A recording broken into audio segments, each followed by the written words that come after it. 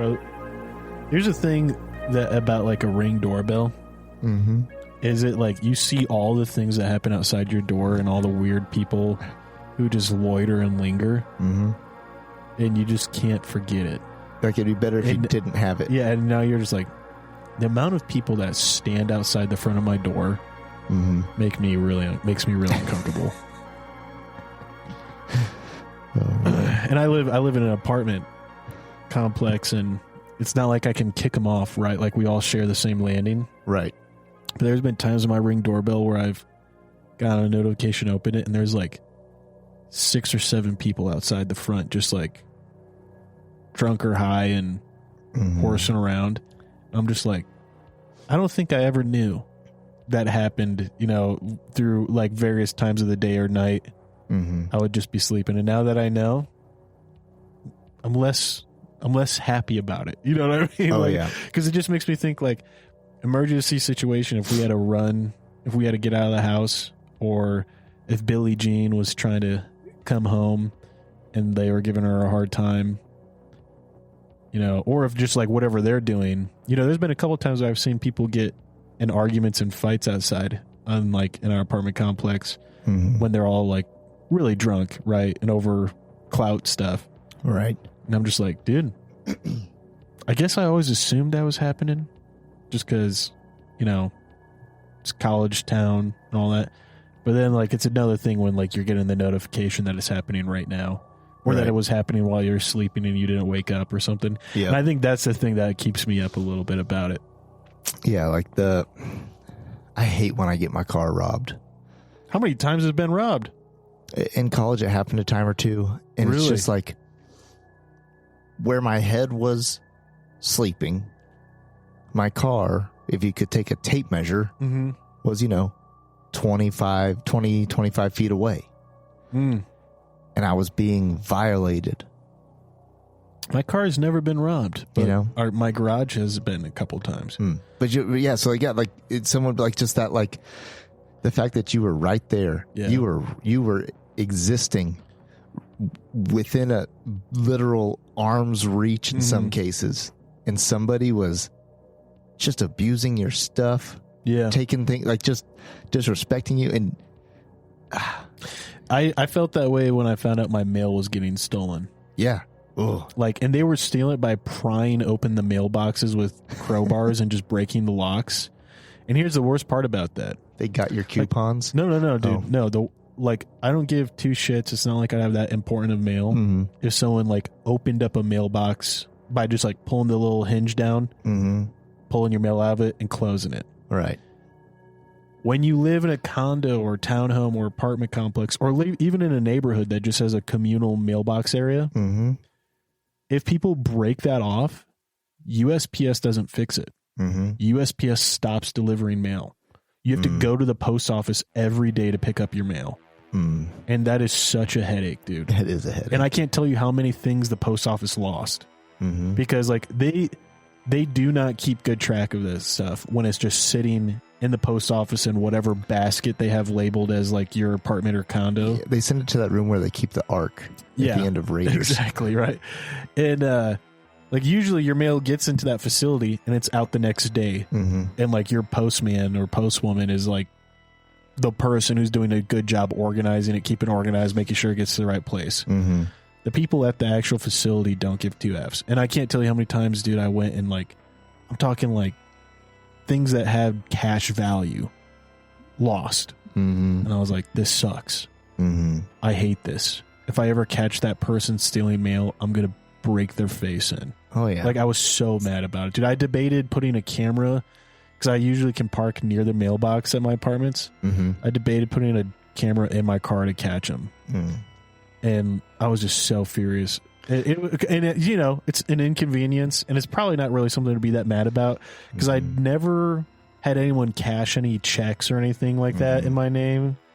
It was just like, it was more like their thoughtless attempt to steal mail from an apartment complex full of people who aren't probably getting that much like valuable things in their mail. Like fat, like it's life it's college kids living in an apartment complex. Like it may be a couple of young families, right? Right. No one is having like big uncashed checks landing in their mailbox. They're probably going for the identity theft stuff. But honestly, I don't know. I don't know what the criminals are going for. I have like two different things that do identity monitoring for me, and like with like the actual credit unions, and I've had nothing. I've had like warnings that like a username or a website got hacked that I had something with, but I've had no one ever do it. My wife has had it a couple times, but really after the first couple times she's redone all of her passwords, and we haven't had an issue since. But anyways, the reason I was so pissed was the inconvenience and the fact that it revealed to me the incompetence of the U.S. Post Office, like of the U.S. Post Service. Like I don't even think that much of my mail got stolen. More of my mail was lost than stolen. Yeah, because of the people at the post service losing my mail. You know, I was so mad, dude. It's like, do you get a phone call or anything, or it's just like nothing? There was a piece of paper taped to the mailbox, saying if you need your mail, go to the post office. And I was furious, bro. I was livid. But anyways, hey folks, Ken, welcome to the Mick Pat show. Wherever Pat decides to cut this up and have it start. But this is our Halloween episode of the Mick and Pat show. Maybe you just listened to our Halloween episode of Brews and Reviews this year. But we got a little bit of a different show here. I decided I wanted to tell a scary, true to life story. One of my, it's weird to say, because it's a tragedy. It's a murder case. But it is one of my go-to examples of how, like, fact is actually more horrifying than fiction. Oh, yeah. And then Pat's got, I don't know, Pat, like, what do you have? Like what's it called? Fear of the... Help me out here. The term for when something's bigger than you and, like... It's intimidating and you're overwhelmed by the fact of like, something that's at a societal level. Help me out, dude. Everyone knows the word right now. They're screaming it. I'm stuck on it too. You're stuck on it. Because I'm crippled in fear of it. Anyways, Pat's got something that is grandiose that is also horrifying that he wants to mention and discuss. And some societal issues to address. Yeah, we figured we'd just take you all on a little short adventure here, but... you're probably familiar with the story I'm going to share. Pat, fortunately, is unfamiliar with it. And so as we get into it, Pat, feel free to kind of ask questions as I begin walking us through it. But this is the case of Cassie Joe Stoddard, who was murdered in Idaho in 2006. She's a young high school female. And just like any night during the school year, especially in the fall, right? She's hanging out at her house. Her boyfriend's hanging out with her. It's end of September. And some things start going on that start to spook her out. And her boyfriend sees that she's so kind of disturbed over things that he even calls his mom trying to get permission to stay the night with Cassie to try to help her because Cassie was just home alone. And one thing led to another and he ended up leaving. And unfortunately, Cassie was brutally murdered that night. She was stabbed over 30 times. And it became aware to the police and the crime scene investigators that she was stabbed by 2 different types of knives, which led them to believe that there were 2 perpetrators. And the truly horrifying part about this is that the murderers did this in essentially the theme of a famous film at the time, and it's still a famous film series, but the Scream films, they wanted to replicate that, and they're known as the Scream Killers, Brian Draper and Tori Adamchicks. They are... they were 2 high school students, classmates, of Cassie. And I guess some pretty unsettling footage here that I'm going to share of the two of them talking while they begin discussing during their fourth period class the plan of what they're going to do on the night of September 22nd, 2006. This footage is brought to me by John Johnson's video archive. So if you want to see like the full tapes, it's about 30 minutes of compiled footage there.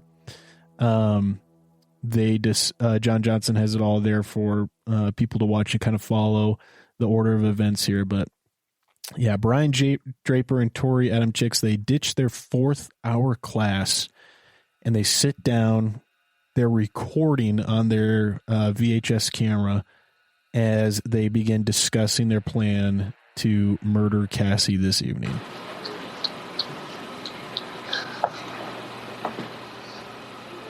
Cool.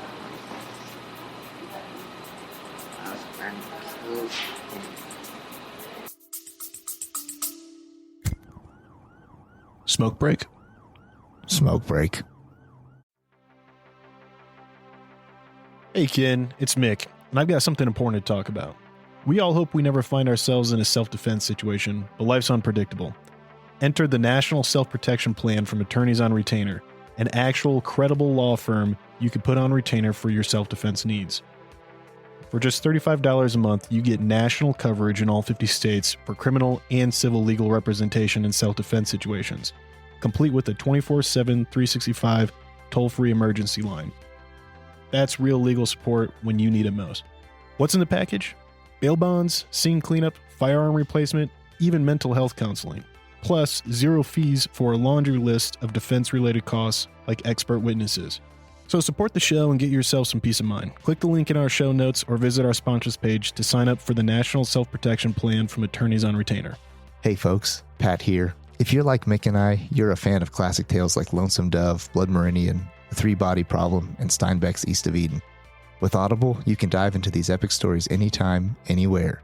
Sign up for a free month, and your first audiobook is on the house. To start your free trial and support our show, click the link in the show notes or swing by the sponsors page on our website. Want an awesome website for your podcast? Check out Podpage. We use it for the Mick Pat show, and it's a game changer. Set it up in minutes, no coding needed. Support the show by using our link to get started. Your podcast deserves a home as great as ours. Podpage, the one-stop solution.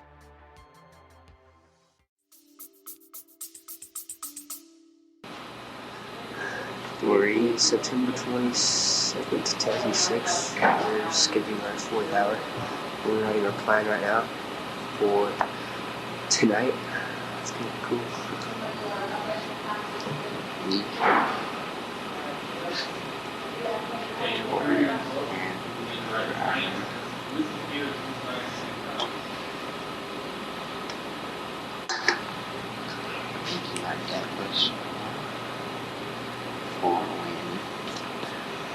We're actually tonight. She's watching us. That first sample is, like I said, Brian and Tori sitting together, ditching their 4th period as they look at the camera and under their breath detailing how they're writing their kill list for that evening. And as they're doing so, a teacher or another student begins to watch them and pay attention. They begin to kind of get skittish and concerned about their plot becoming known, and they kind of close up books and move. But later that evening, it's hard to tell if it's exactly the evening. It seems like it is in the way they're discussing it, but the camera says September 21st, 2006, so the camera might have been a day behind. But we can see footage as it appears Tori is driving the vehicle while Brian is recording on their way over to Cassie's house. And they discuss this, and this is the thing that many detectives review over and over, because it has helped us in understanding adolescent minds and approach to crimes, especially when they're virgin killers, where they haven't ever committed serious crimes before. They don't have records, really. They don't have a past of violence. is that there is this sense of this is just perhaps a prank, a game. We're not going to follow through with it. And we've seen this before when detectives have interviewed children and teenagers who have shot their parents or shot siblings or killed, another relative, whatever it may be. It's the idea of one thing leading into another and a feeling of like being out of control and the game leading to something that all of a sudden is very real. And so as you kind of listen to this, listen to the excitement in their voices and this idea, because to me it sounds, and I want to say this, they're both criminals, right? What they're doing is wrong, of course, and we shouldn't glorify them. But there is, I think, a valuable psychology here in the mind of these two killers as they're trying to essentially impersonate the two murderers in the film Scream. In that original film, rather than a single murderer that is chasing down these high school teenagers and trying to kill them, it ends up being two of their classmates, each kind of playing a role in order to essentially dupe their victims and murder them and get away with it and evade being caught, which is cited as an inspiration for Brian and Tori. There should be no law against killing people. I know it's a wrong thing, but hell, you restrict somebody from it, they're gonna want it more. We found our victim, and sad as it may be, she's our friend. But you know what? We all have to make sacrifices. Our first victim is going to be Cassie Stoddard. She's going to be alone in a big, dark house out in the middle of nowhere. How perfect can you get? I mean, like, holy shit, dude. I'm horny just thinking about it. Hell yeah. Time is 9:50, September 22nd, 2006. We know there's lots of doors. There's lots of places to hide. I locked the back doors, so it's all locked. Now we just gotta wait. I just killed Cassie. We just left her house. This is not a fucking joke. I'm shaking. I stabbed her in the throat and I saw her lifeless body just disappear. Dude, I just killed Cassie. Oh, fuck. That felt like it wasn't even real. I mean, it went by so fast. Shut the fuck up. We gotta get our act straight. Okay.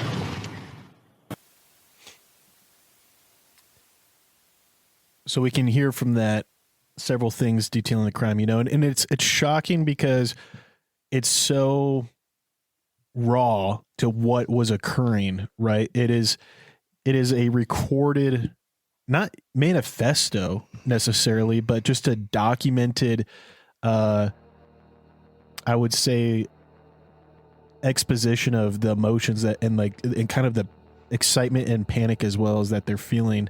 Mm-hmm. And it's, if you change it though, that is just like any recording of people going to a party, leaving a party. Like the sound of their voice, even the panic could be the same thing that like teenagers feel psychologically when they're trying to like, we got to get our story straight. We're leaving the party. The excitement of like, we got away from the cops, mm-hmm. but now we got to get our story straight for our parents. Mm-hmm. Right. All of that combined with the gravity of what's occurred, I think is like a very just visceral and like horrifying reality, right? Like this to me is scarier and more horrifying than the actual film that these murders were inspired by. But with that, Cassie's killers were caught rather quickly. Both of them were caught, and afterwards the police interviewed them trying to get story straight. The footage came to light rather quickly. They did the classic, separating them from one another, interviewing them in separate rooms, having them turn and stories mix up. And with that, they were both sentenced to life in prison without the possibility of parole. So, Cassie, of course, like she did nothing that really we could even find in the footage, and that detectives could find as a motivation for why they would want to murder her. And again, not like it's really ever a victim's fault, right? But usually when we see these kind of things, you know, even when we see like the school shooter paradigm, there is a target for a reason they think is just, such as like bullying or going unpunished for something they do, being a teacher's pet, whatever it is, right? Unnoticed love triangle, something, or whatever. And Cassie, they even say, is their friend. Yeah, but they view it as a something to glorify her, almost, it seems like, in a way of like that she gets to be this victim. And it's just shocking to me. And I think for one, you know, a lesson we can take from this is how were they able to do this? And really what occurred is that they locked her back door after they snuck in, and they flipped the breaker off in her basement and then flipped it back on when she didn't come downstairs, and flipped it off a second time, trying to lure her downstairs. And once that didn't work, they went upstairs. And I think a lesson in all that is like the security of her home was easily broken. You know, they had stolen a key somehow to get access. And I think we should kind of consider the security of our own homes. Who has access to that? Who has keys that might not be the most responsible around them? And how do we tell our children or our spouses to react in these situations that are unsettling, where there's a lot of flags going off and they might be second guessing themselves? They might be thinking that they've overworked it, overhyped it, and they're embarrassed or ashamed about asking for help. And I just think like there's a lot of things, you know, and I don't want to take up too much time, but I encourage everybody to look up essentially the breakdown of this murder, and kind of get into more of the details, because there's many people who have spent a lot of time breaking it down and what we should take away from it as lessons to protect our own children and our own families, what we should take away to kind of identify red flags among youth psychologically. But all that said, there were some things that were clearly violated, and even then, like, Cassie knew something was up. Her boyfriend knew something was up, and they kind of went against better judgment to kind of appease parents and things like that. And so I would encourage people to kind of consider the case after looking into it, to reflect on, like, how could you perhaps take steps to protect your own family, your own children, in a situation like this. Now, of course, it's hard to expect and prepare for those things, but we can only do what's best. And I think what's best from like these tragic circumstances, these, you know, more horrible than we can imagine kind of cases, is to not let someone like Cassie be murdered in vain, but to like learn from the lesson and try to, you know, better our own circumstances and approaches to these kind of situations. And like the truth is like it's a tragedy, but man, is it not something that was like a precedent case that is often referenced in like criminal psychology, youth psychology, and like within that, I think there's been a lot of people that, at least I've heard in my own like inner circles of people who I know who have done especially like youth crime investigations, that they've referenced this to identify patterns among like troubled youth who seem to like not be our typical telltale signs of someone who is angry and vengeful, but someone who just has an absolute imbalanced psyche. And is likely to murder a friend. And and the normalization of things that we were just talking about in our Bruise interviews. If you listen to that scene where these kids are dabbling in really dark things and they are normalizing it and having fun with it, and it's like pulling everybody into it. I think about this here and then these sorts of things where people, it's a classic thing where people take something like this and then they fantasize about it, glorify it, and then act on it, you know? Yeah. Yeah. And it's just so bizarre to me. Like, like even, I don't even think Hollywood is that bizarre. Like I just watched the most recent Batman film again, where the Riddler has like a Twitch following, but the Riddler is so jaded by what he believes to be a corrupt system that is like the modus operandi for everything he does, is that he wants to punish a system that he thinks has failed at justice. That's not even close to how dark reality really is. Like reality is really like, I could murder my friend and find excitement in it and treat it just like I'm concerned of getting caught for sneaking out. Right. And like, that is horror. And that is truly like the things that we need more insight into, you know what I mean? And more time to kind of grasp. And I think that's like why this case became so pivotal, because like we had never had such clear documentation of what the mind and justification was, especially among like a cooperative pair. You know, that alone, two people cooperating to murder is rather rare, especially if it's outside of a romantic relationship. And then to have it documented is like such another thing. And so I just know like this is referenced so much. And as you said, you know, in today's day and age, we see it kind of like normalized, like rather than stepping in and taking action to pull out our phones and record for the clout. I think like we see this and like it's horrifying to me, but it's also just as horrifying to me when I see someone recording someone getting like, you know, mowed down the street or, you know, mobbed and not doing anything about it because they'd rather record it for the YouTube or the World Star. In the clip you played just now, so listen to it before, did they say in this one we just showed they said something along the lines of like, we're going to make history? No. They didn't even make something along the they didn't even say something along the lines of like fame. Like it wasn't even fame seeking.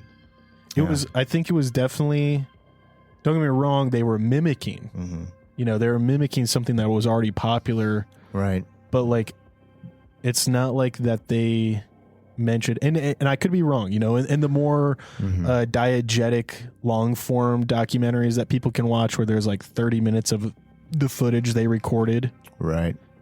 I'm sure they might have mentioned something, but the idea wasn't to get caught and become famous. The idea was to get away with several murders by simulating what they watched in this movie. And so that's just so hard. I don't know. It's so hard for me to wrap my head around. Like, how twisted does the psyche have to become to not only like not call out the what's the term I'm looking for? Not wrongness, but just call out the psychosis in a friend's thinking. Like if like, because at one point one of them suggested this. Right. The truth is not they didn't both speak at the same time. At one point, either usually there's an alpha and a beta in this situation. Yeah. And the alpha says, I want to do this. And the beta says, okay. Yeah. And a lot of people think that, I believe if I had them corrected by their identity, a lot of people believe that Tori was the alpha, Brian was the follower. And one of them suggested it and the other one began feeding into it. And like, even that, like to not call out one's like, what the fuck did you just say? Right. That's funny, man, as a joke, right? And then like, but for both of them to have this kind of egging on psychosis of like, oh, wouldn't it be funny if? Yeah, but what if we did it? What would it look like? Okay, so we are going to do it. So how do we do it? And like that edging on to the point where it takes action is so rare among youth. And then just like I said, to have it documented is insane. Right. I don't know, Pat. What are your thoughts? I mean, it is a tragedy. Don't get me wrong. I'm not going to try to say it's not a tragedy or anything like that, or that there was anything Cassie really could have done, like, to prevent it.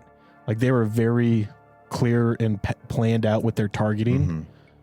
But what is kind of like your reaction to that, especially, you know, like as someone who has their children of their own, as someone who has been in a friend group that is very edging and egging on, right? Like, I know our college stories, and like, we definitely were part of friends who, like, I wouldn't say peer pressure, but I would say like pressure was a part of the friendship. Or like, you understand, at least in a minute way, like how mob mentality or riot culture could take over, and a little bit of, you know, egging on and stuff for sure. And so, yeah, because I was unfamiliar with this until we just started listening to it tonight, and I think that what was chilling to me about it was, the first time I listened to through the audio dialogue, I didn't know it was real. Meaning, you know, this kid's like, the kid said something that's kind of like maybe semi-relatable. He's like, you know,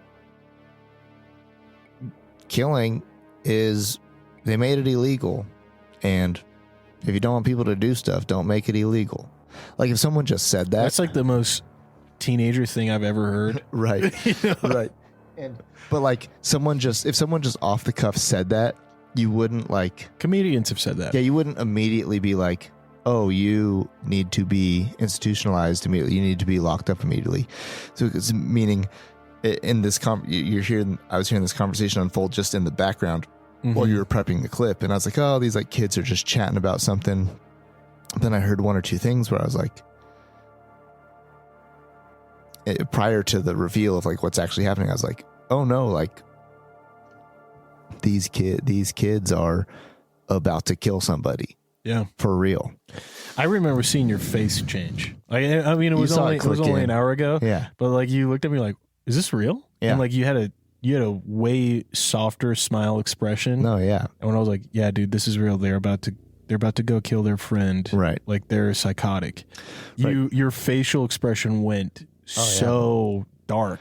Like, it was like you realized this is beyond belief. Like, how could this happen? Well, because it's like, at first I thought you were listening to like two idiots on a couch have a podcast or something, right? Like, just just saying things back and forth, just saying stuff, just, you know, postulating whatever. And then it's like, oh no, that's about to happen. Like, oh, this is actually like not only real, they're really like recording it. Yeah, it all clicked together in the fact that this was done in 2006, prior to like cell phones and stuff. It was very intentionally documented.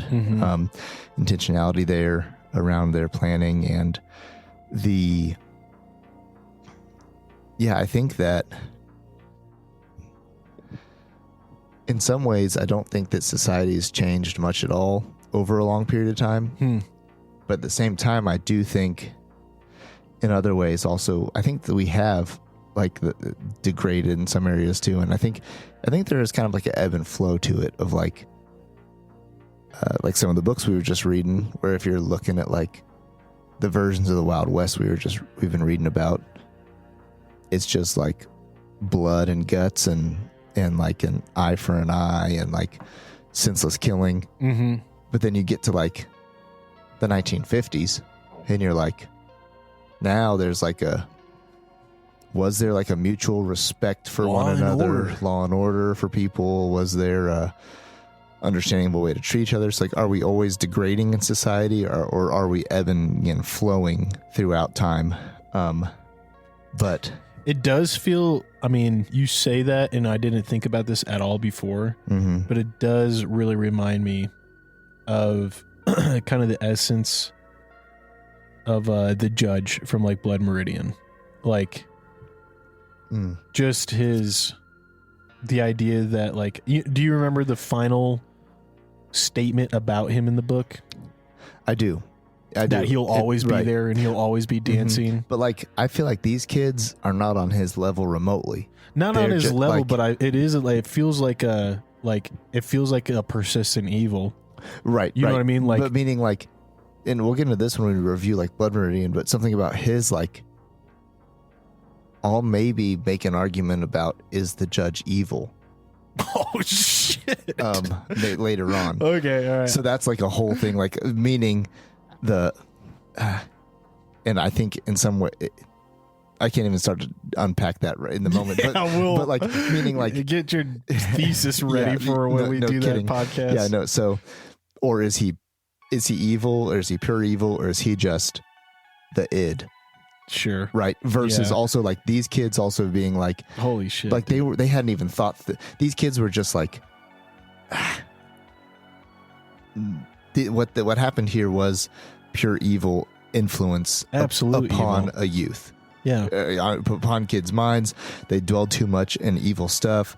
They had believed lies.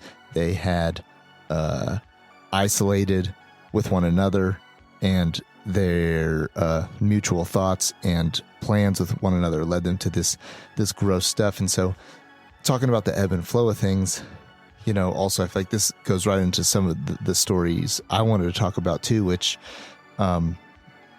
so I'll just kind of hop right into it and you'll see where this pulls right through. But when I was in 7th grade, our teacher had us read a book that was Fahrenheit 451 by Ray Bradbury. And great author. The Fahrenheit 451, it's written in the early 1950s. It's set in a future society where books are banned and quote unquote firemen burn any books that are discovered. The protagonist is a guy named Montauk, and he's a fireman himself. He's a book burner himself who begins to question his duties, and he's kind of becoming woke in the true sense, as I use that word, the OG sense of the word woke. He is becoming awakened to kind of what's going on, and he's trying to figure out his own personal beliefs versus his loyalties to what's going on around him. And there's two key things that I always key into from this story, at least that I remember from 7th grade. I haven't reread it since then. I need to reread it to kind of see what else I can flesh out from it. Just keep in mind, I've never read it. Right. And so these two things are just little tiny pieces of the story. It's a little bit like also like Orwellian type vibes in the story of futuristic, dystopian type stuff. I think that's interesting that even that term's used, Orwellian. Mm-hmm. Right. Because I don't think most people think, one, that Orwellian is horror. Right. But I objectively think Orwellian wrote in sci-fi horror. Right. I don't know if there's anything I've read by Orwell that wasn't horror. Mm-hmm. And two, I think Bradbury did it better. Like, I'll be honest, I think Fahrenheit 451 is better futurist horror than a lot of Orwell's. That said, I'm not too firm on that, just because I know I haven't read as much of Bradbury as I have of Orwell. But I do think that, like, I think when we think futurist horror, people immediately think Fahrenheit 451. I don't think most people think of, like, Orwell's work anymore. You know what I mean? Right. I think most people would mistake Fahrenheit 451 as Orwell's work. Right.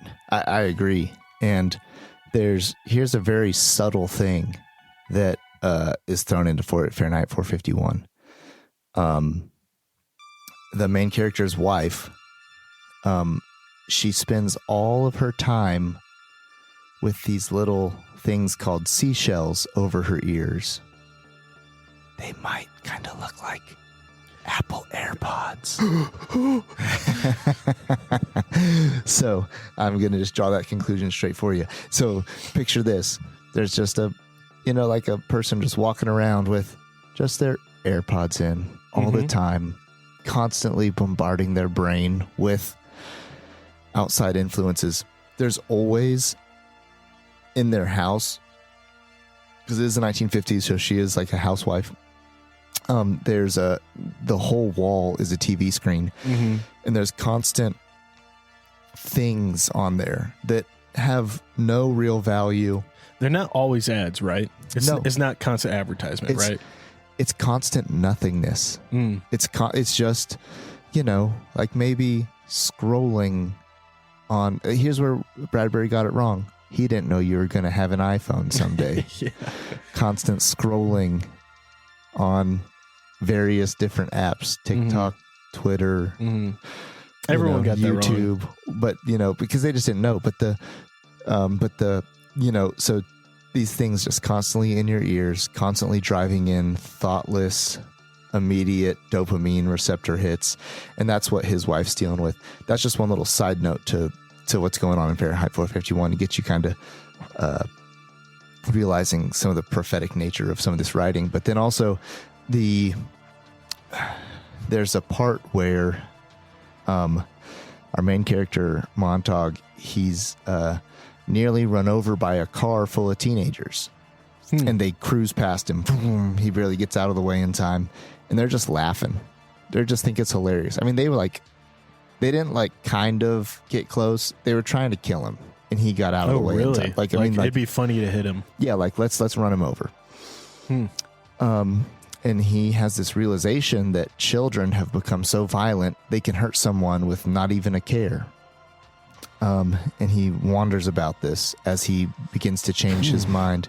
Dude, and can I just say, I think we're close to that. Well, hand me the aux, because I'm going to play this video. All right, Pat. All right, so I'm going to play a video. I'm not sure about the audio on here. We'll talk about what we see afterwards. Here it goes. So these teens have just stolen a car. All right, go. Go. Keep it moving.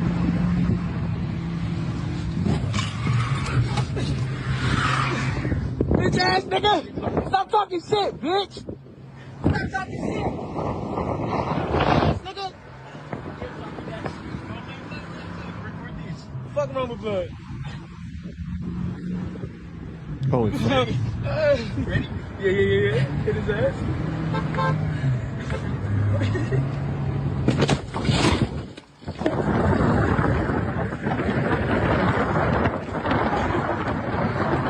They just hit that man. For anyone who, of course, is listening, after they ride someone off the road and hit them with the car they just stole, there's this man in a bike lane, and they hit him, and we can see him break through into the windshield and roll over the top of the car, and they glorify it. Yeah. So, like you said, these guys, these teens, a 17-year-old driving the car, stole a car, drove off with it, and then clearly this was no accident. They mowed down a guy riding his bike, 67-year-old man. Oh my gosh! Just out for a bike ride. They just mowed him over. He died from that. He died? Yeah, he died. Yeah. Oh my gosh! So he died, and then the driver was arrested.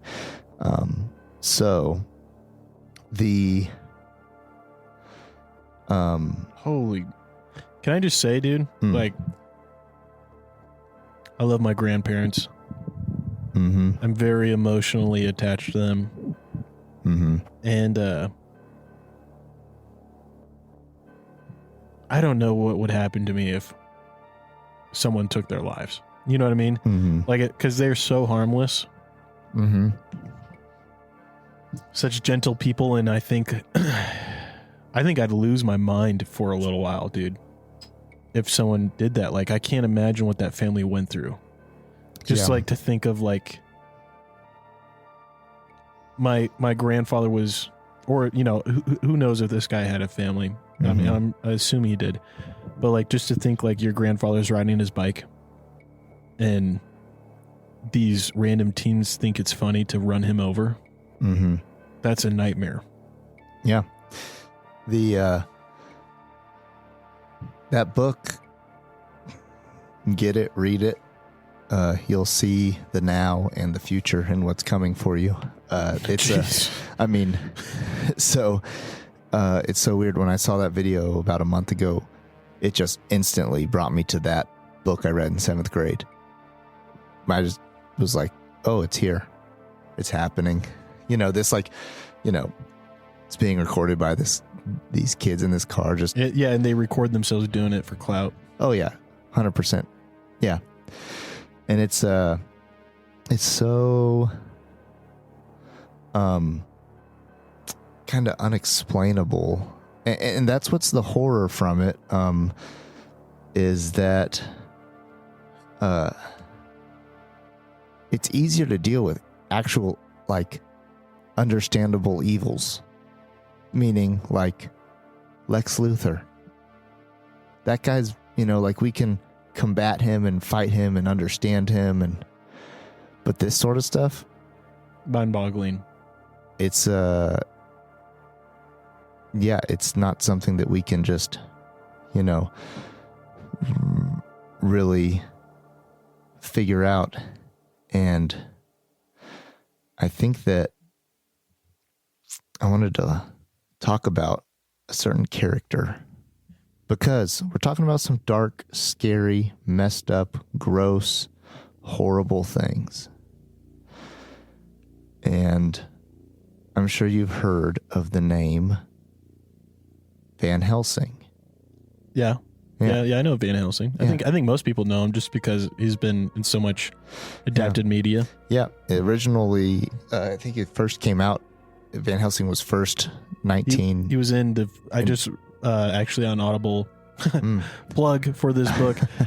It's performed by a full cast. The actual like Bram Stoker's Dracula. And if you get it on Audible, there's like it's like a full cast performance.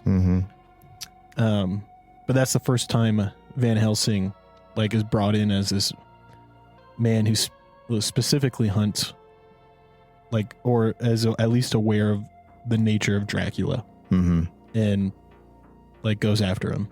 Yeah, and so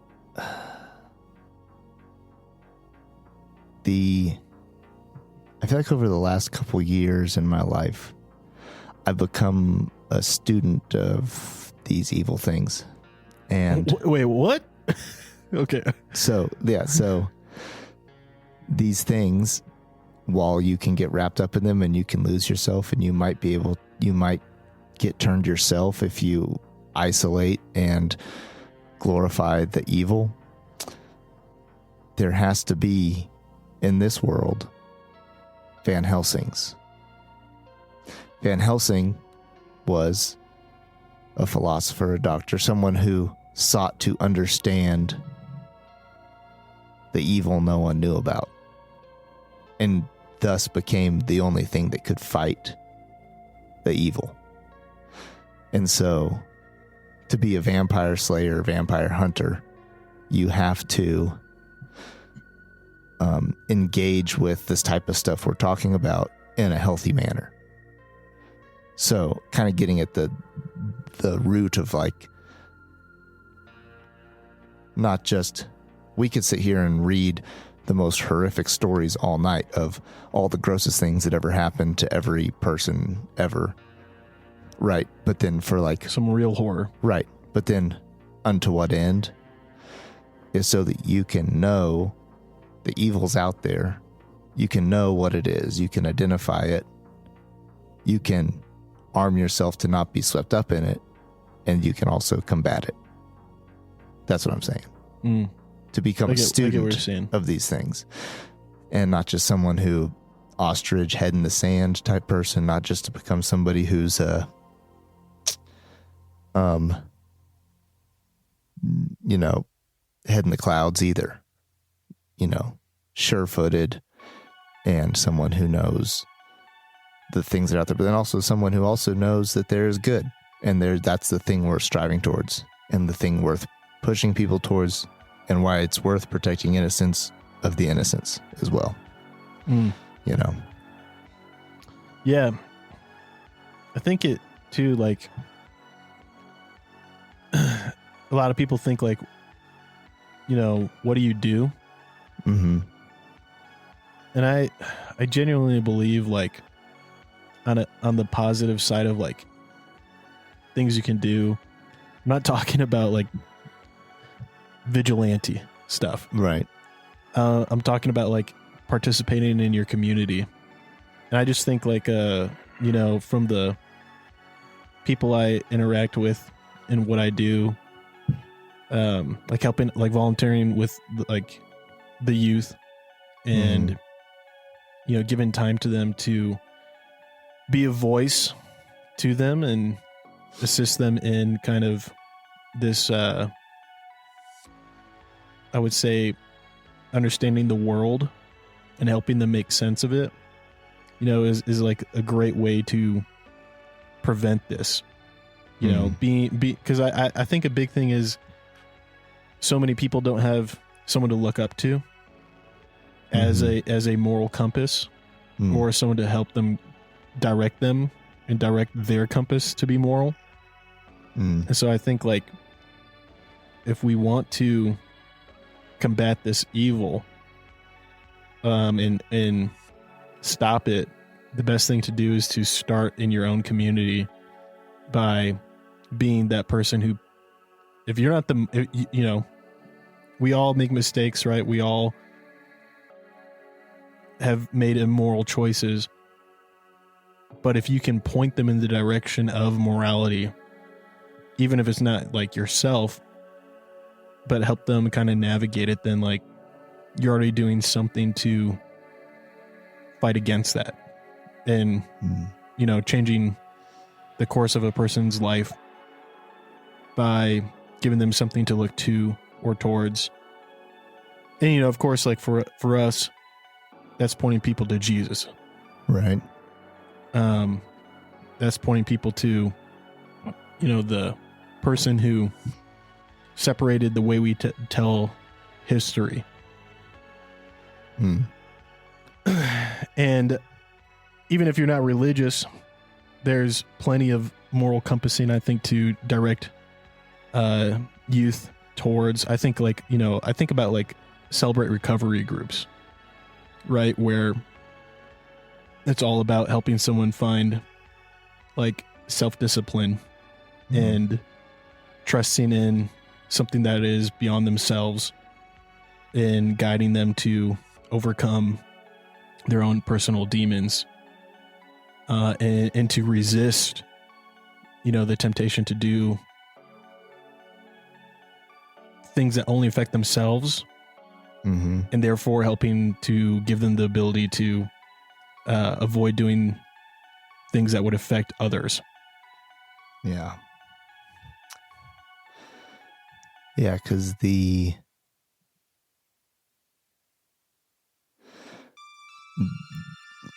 feel like the answer to all this, lies out being someone who seeks outside of themselves. Someone who's not doesn't have a narrow perspective and an inward focus. If you have a broad perspective and an outward focus, and if you can impart that onto the people around you, especially young people, then you're gonna be a sort of world changer in a way.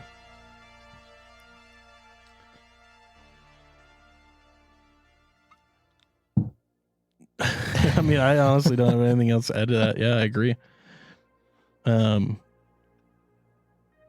Well, hey, this has been our Halloween podcast, and, we wanted to kind of not only shine a light on, like, the horrors that are real,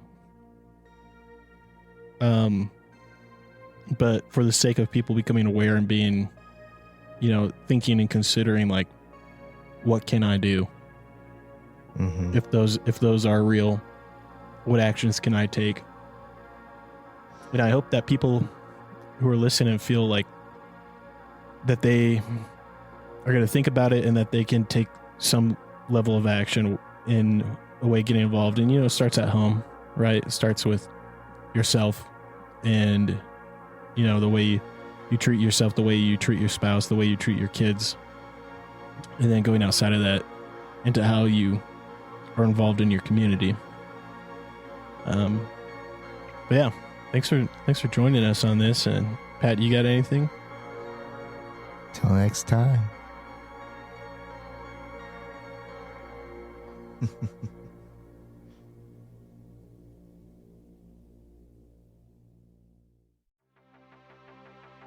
Thanks for tuning in. If you love this episode, drop us a review. If you have qualms or comments, leave us a voicemail on our website. While you're there, check out our latest news, merch, and deals from our sponsors. Till next time, Ken.